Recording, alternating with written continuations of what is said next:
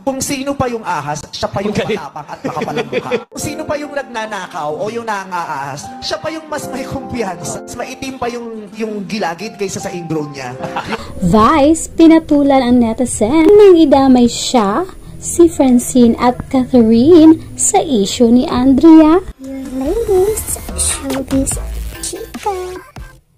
Pinatulan nga ni Mimi Vice ang post on Twitter ng isang netizens patungkol sa issue ni Andrea at ng mama nito. Meron kasing nag-comment sa Instagram post ng mama ni Andrea na tinanong kung paano raw ito pinalaki ang anak, referring to Andrea Brillantes.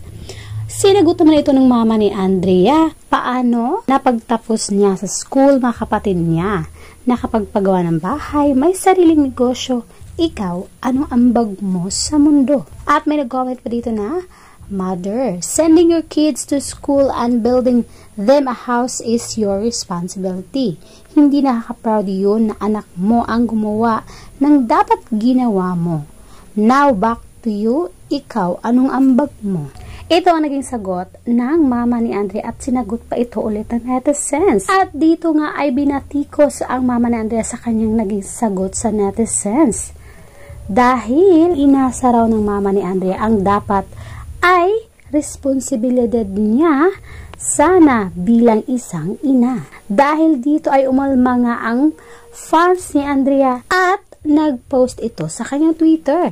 Sabi na fans ni Andrea Brillantes, obviously na fans ito ni Andrea, pero sa pag-post na ay sinabi na dito na hindi ako fan ni Bly or kahit sinong artista.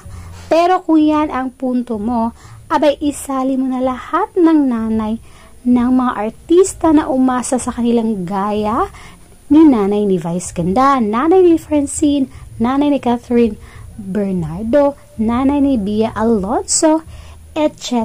Lahat po sila breadwinner. Ito ang naging post ng netizens at dahil dito ay umalma si Vice Ganda at isinare niya ang post na ito ng netizens of fans si Andrea at sinabi dito nga ni Vice na, excuse me, never umasa sa akin ang nanay ko. Nagpakabayani siya sa ibang bansa para mapagpadala sa amin na sa Pinas at makaraos kami. May ipon ang nanay ko. Huwag mo siyang isali sa kung anumang diskusyon nyo. At umalma din dito ibang mga fans. Ilang fans si Francine Diaz nag-comment na huwag na idamay si Francine sa issue ng idol nyo dahil nanahimik sa isang tabi. Well, at kayo guys, ano masasabi nyo dito sa reaksyon ng fans si Andrea at sa naging sagot ni Mimi Vice at dinamay pa si Francine dito at si Catherine. Ano thoughts dito mga fans ni Vice Ganda at ni Catherine Bernardo? Please comment below to the comment section.